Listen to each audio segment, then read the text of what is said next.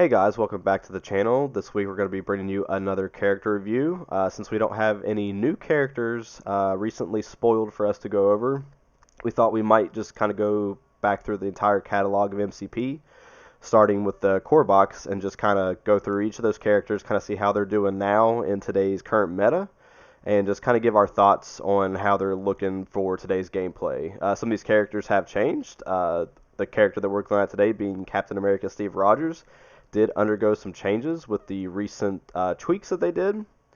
So yeah, we're gonna be talking about Captain America. So let's get right into it. So looking at Captain America Steve Rogers, you'll notice that this is the new card layout that's going to be coming. Should be Q1, maybe Q2 when they release these cards available for purchase. You can find them all online right now as a download.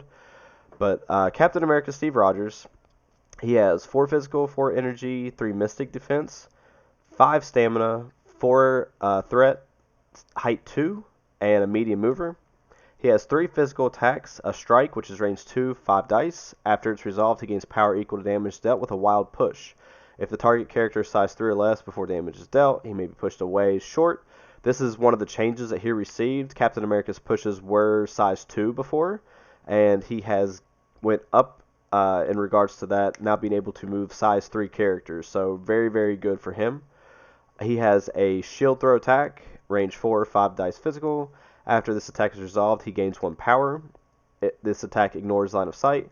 The defending character does not benefit from cover. It has wild ricochet. After the attack is resolved, he may make an additional shield throw attack, and it must target another enemy character within 3 of the original target. It may be any distance from Captain America. That ricochet attack cannot generate additional ricochet attacks.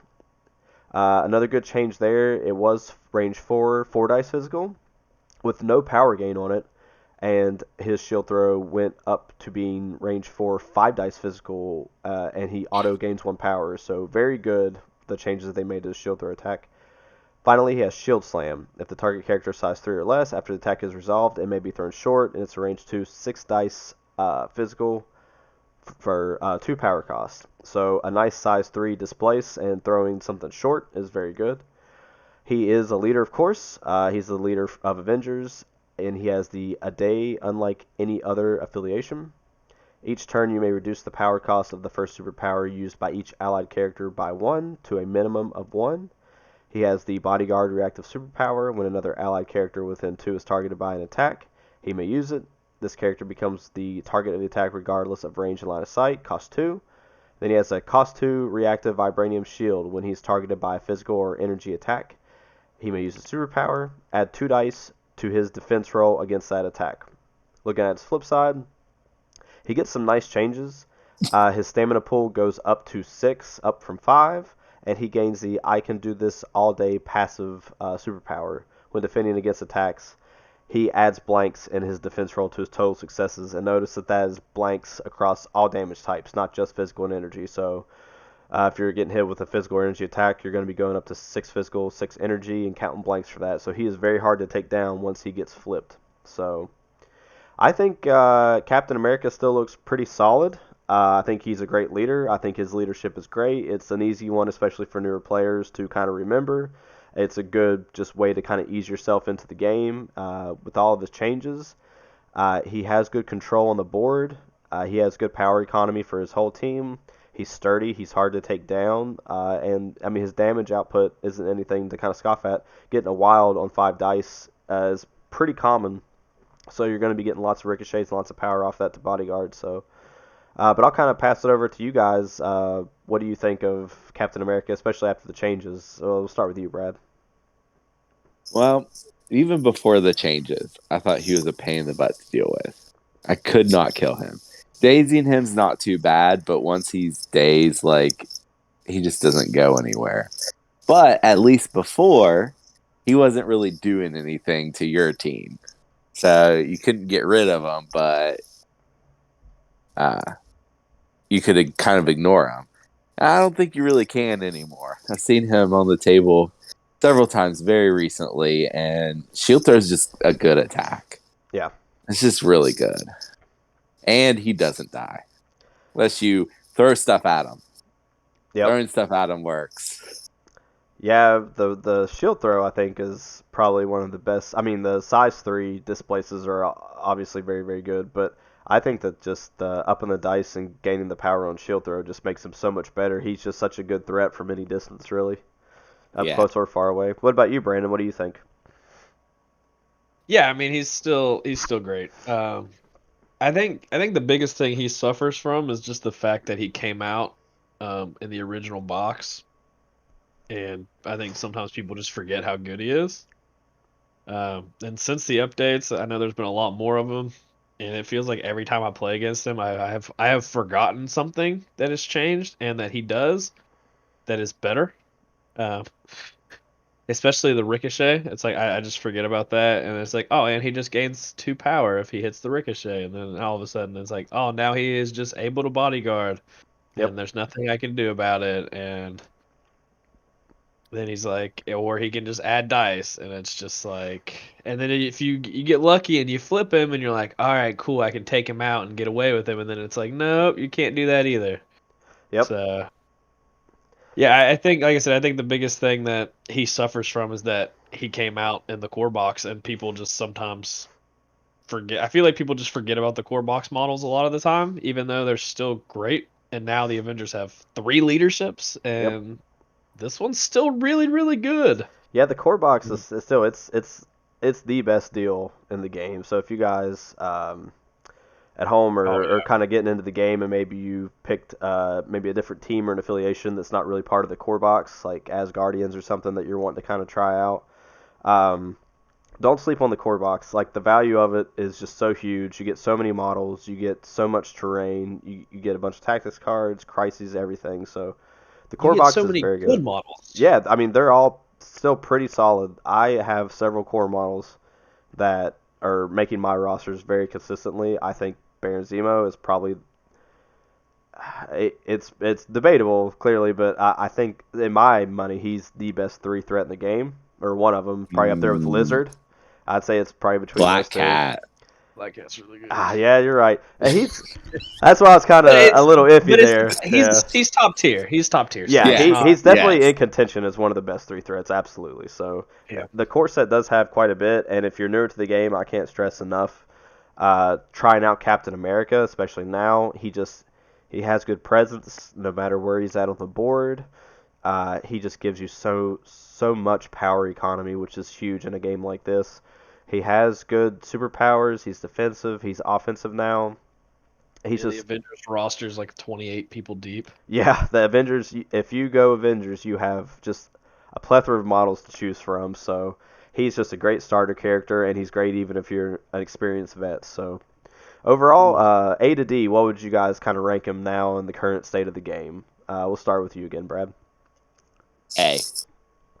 All right, what about you, Brandon? Yeah, I'm gonna go with solid A. Yeah, because I don't. Yeah, I don't know. I mean, yeah, I'm gonna go A. I'm gonna go A. I'm gonna stick with my A. All right, I'm gonna go the highest of B pluses. Yeah. Just the highest of B pluses. Just because he does struggle a little bit more in the Mystic and compared to other things, and his leadership is phenomenal. But I think once you get into a little bit more of the advanced gameplay, there are some other leaderships out there that I would say that he's high mid tier, Listen, if lower. Yeah, Cyclops had his leadership, Cyclops would be played all the time. no, Yeah. I get you there. Yeah, poor Cyclops. I, I'm Compare. gonna stick to my guns. I think the only reason we don't see more of Steve Avengers is literally just because he's been out for what, almost 3 years now. He suffers Like, from the new shininess that you get a yeah, lot. Yeah. I mean, they've gotten 2 new leaders in the last 6 months, and they have 27 members. I was off by one of my guesstimation there. That's pretty Uh, good guess. yeah, well, it felt ridiculous until I counted, and then it just I was like, oh, I guess it wasn't as ridiculous. But that's the thing is, and like, I think because I do it all the time. I'll be like, oh, because I love Captain America. As anyone who knows me, I have a Captain America tattoo, and it's like I go to build these lists, and you can just build these crazy stout lists for Steve Avengers, and never even leave the affiliation. and it's just kind of crazy. I think when it comes down to it, eventually we'll see a lot more of it, especially once we get some. Especially if they do anything else to like. I think when attrition becomes a big thing, I think we'll see a lot more of them, and like he just fixes power economy on so many characters. Yeah, I do see the B plus though. Like I said, I think a lot of that. That's the question I have. Is a lot of that just because like you can play other things, or just him in his shell? You think is just there's just more he could do. My only thing is I don't think he hits hard enough. I think that he hits fine. Like I said, the shield throw and stuff is really good. The B plus comes from just the Mystic stat line. I know we talked about how durable he is, and he is extraordinarily durable, but he is very susceptible to Mystic. And I think he's good. I don't know that you splash him around. So if you're taking him, in your roster, I think that when he comes out, you're playing him as the leader, and you're taking, whatever Avengers you want to take with him. But I think if you have him in a roster, let's say that you're playing with all three leaders, and you have Hulkbuster, you have Sam, and then you have Cap. I don't know how often Sam makes it in. So I think it's just kind of a combination of those things make him a little bit more B plus for me. That was than my only note for this that I wrote down was literally that you don't ever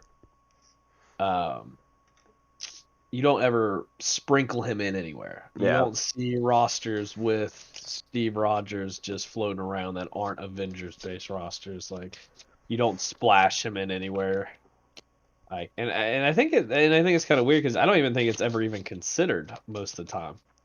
I think it's rare I that saw some talk just the other day about putting him in because people were talking about how excited they were for Colossus. And then people point out, isn't Steve Rogers just a slightly better Colossus? I mean, that's fair. That's fair. Is it he Colossus with a range 4 attack? Yeah. He doesn't reduce the damage, and he does. Is Colossus 6'6" on both sides for his stamina pool? I don't remember. Hold on. Cerebro to the rescue. He's 6 and 7. Yeah. So he's a little bit sturdier, but I think it's just from the damage reduction and just the straight. He rolls the straight 4, 3, health 3. pool.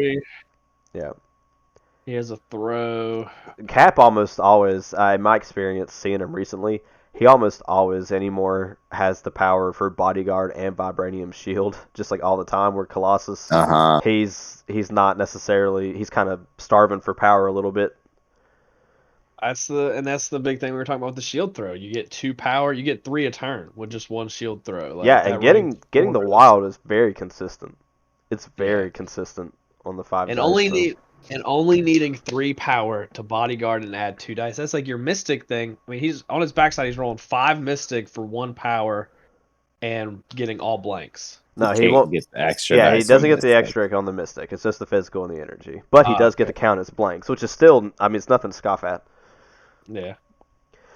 Well, if you guys are kind of getting into the game and you're looking at the core set, like I said, and you're starting to build some of your very first rosters, or maybe you're just wanting to start Avengers for the very first time, you've played for a little bit, like I said, he's great to pick up. If you're looking to build a roster, I suggest building people with lots of superpowers in them that you kind of want to take advantage of. So try to take characters that have maybe 2 to 3 cost superpowers. And if they're reactive, it's also better because if they have an active superpower, you'll get the discount on Steve's turn. And then, because the superpower states it can only be used each turn, whenever the enemy goes, if they have a reactive, then they will also be able to get the discount because it's a new turn. So a good thing to remember. So like I said, building a roster, try to have maybe 2 to 3 cost superpowers in there, and try to get a nice mash of both active and reactive to get the most benefit of it. And that'll start you guys off on the right foot. But looking you know who'd be great in a Steve Rogers roster? Who? Baron Zemo.